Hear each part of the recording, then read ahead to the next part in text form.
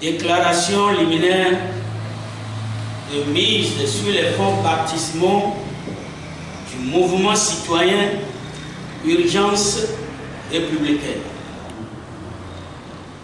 Seule une conscience collective élevée peut arrêter sur la terre de nos aïeux les sinistres desseins de la minorité prédatrice et maléfique. Mesdames, Messieurs les journalistes, chers compatriotes, vaillants patriotes, combattantes et combattants de la liberté, chers panafricanistes et amis du Togo, chers invités, Mesdames, Messieurs, la perte de la guerre de la souveraineté intégrale du Togo est inévitable pour les prédateurs coalisés qui toutefois entendent laisser une marque significative et douloureuse sur le peuple togolais.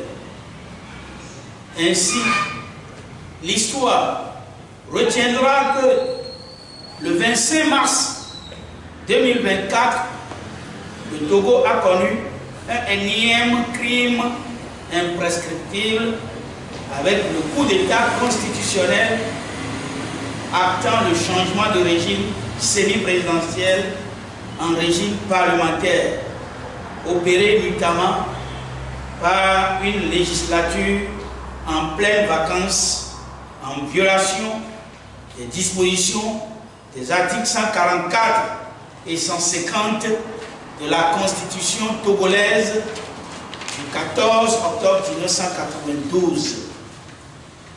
Le dit coup d'État viole par ailleurs l'article 1er, alinéa C, portant sur la convergence constitutionnelle du protocole A/SP1/12/01 de la CEDEAO sur la démocratie et la bonne gouvernance, additionnelle au protocole relatif aux mécanismes de gestion, de prévention et de règlement des conflits, de maintien de la paix et de la sécurité, qui interdit tout changement anticonstitutionnel.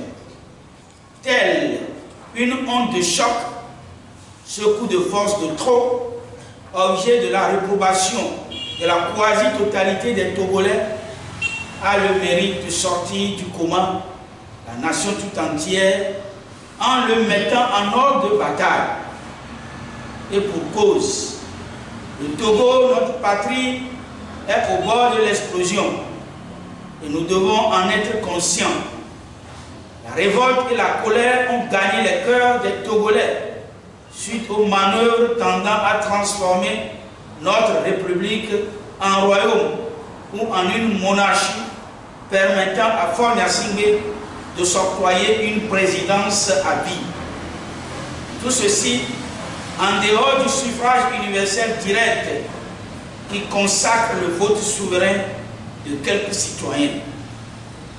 Cette volonté délibérée de priver les Togolais de leur souveraineté démontre à suffisance à tous les observateurs avisés de la scène politique togolaise que la débâcle cuisante lors de la présidentielle du 22 février 2020 a été fort traumatique pour la dictature militaro-clanique néocolonialiste multidécennale qui a décidé de punir à jamais le souverain peuple togolais, détenteur de la souveraineté nationale et maître du destin de la nation tout entière.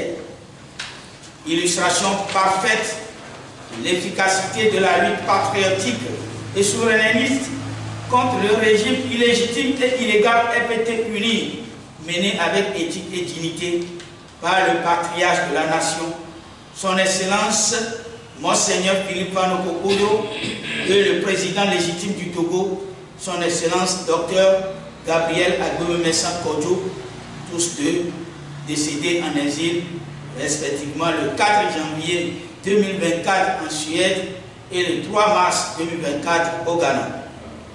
Le Togo se doit À ce tournant particulier et extrêmement grave de son histoire, de courageusement démontrer la clarté et la constance de son choix souverain, consacrant le rejet de Faure Gnassingbé. L'homme qui ordonne les emprisonnements des innocents citoyens pour avoir parlé de la politique ou pour avoir émis leur opinion sur les détenus politiques. C'est bien celui-là qui pourchasse les leaders, les contraint à coups de menaces et de représailles à quitter leur pays et interdit le retour des exilés politiques afin de pouvoir être au bénéfice d'un règne à vie et sans obstacle. Faure Gnassingbé se croit ainsi détenir le pouvoir de vie et de mort sur les Togolais. Mesdames, Messieurs les journalistes, tous les acteurs politiques et des organisations de la société civile et religieuse savent que depuis le 31 décembre 2023, le Togo est plongé dans un vide institutionnel. Mais curieusement, ce vide institutionnel ne prime pas sur l'élan viral d'aller aux élections. C'est donc un secret de polichinelle que le président illégitime du Togo, Faure Gnassingbé, a fait quitter Monseigneur Philippe Fanoko Kodjo et le président Agbeme Kodjo, président démocratiquement élu du Togo. Cette tragédie survenue en l'espace de 2 mois et qui n'épargne personne se grève du coup d'État constitutionnel. Et tout ceci interpelle nos fibres patriotiques pour nous retrouver dans un large front de refus.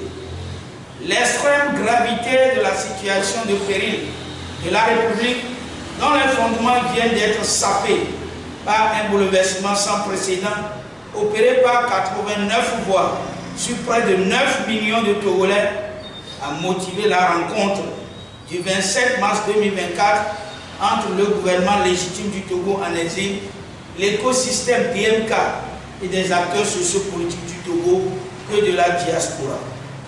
Mesdames, Messieurs les journalistes, à ce tournant critique de l'histoire de la terre de nos aïeux, l'exigence d'éthique, de clarté et de cohérence requiert la convergence stratégique et tactique mue par la loyauté au souverain peuple togolais dont l'intérêt supérieur doit être privilégié. Quand on refuse, on dit non. Quand on dit non, on n'accepte pas. Quand on dit oui, on accepte. Faure Gnassingbé a montré clairement devant l'opinion publique nationale et internationale qu'il ne veut pas quitter le pouvoir. Par conséquent, il ne va jamais vouloir laisser l'opposition avoir la majorité à l'Assemblée nationale pour le bouter dehors. Dès lors, l'urgence de l'heure est loin d'être une urgence électoraliste qu'une urgence constitutionnelle. Nous sommes indéniablement confrontés à une urgence républicaine qui en appelle à un sursaut patriotique et républicain. La sauvegarde, la préservation des fondements actuels de la République en attendant l'implémentation du triptyque transition, constituante, refondation éthique du Togo devient plus que jamais un impératif catégorique. Pour ce faire, le peuple est la solution au drame qui assombrit et noircit le ciel togolais.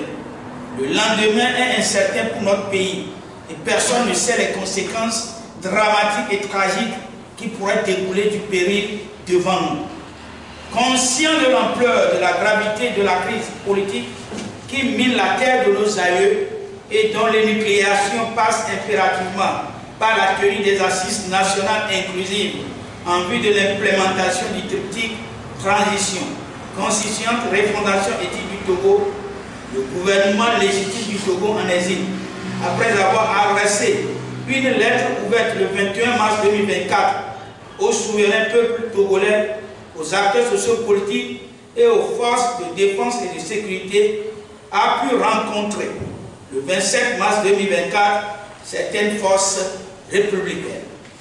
Rencontre au terme duquel il a été convenu de porter sur les fonds baptismaux une alliance citoyenne dénommée Urgence républicaine UR. L'urgence républicaine est composée des partis politiques, des organisations de la société civile et de la diaspora togolaise de par le monde, des personnes ressources et surtout des compatriotes et combattants de la liberté. L'urgence républicaine UR tire sa légitimité des dispositions des articles 146 et 150 de la Constitution togolaise et va décliner prochainement son agenda relativement aux manifestations synchronisées avec la diaspora en vue du triomphe des légitimes aspirations du souverain peuple togolais meurtri et déshumanisé il y a bientôt 60 ans. L'urgence républicaine UR démarre sa campagne par un town hall meeting de sensibilisation de l'opinion nationale et internationale qu'elle organise en collaboration avec le gouvernement légitime du Togo en exil le samedi 30 mars 2024 par visioconférence. Quelle que soit la date, quel que soit le jour, le Togo triomphera du contrôle et de la domination des prédateurs coalisés. Fait à Lomé, le 29 mars 2024, la dynamique Monseigneur Kodro, DMK. Je vous remercie.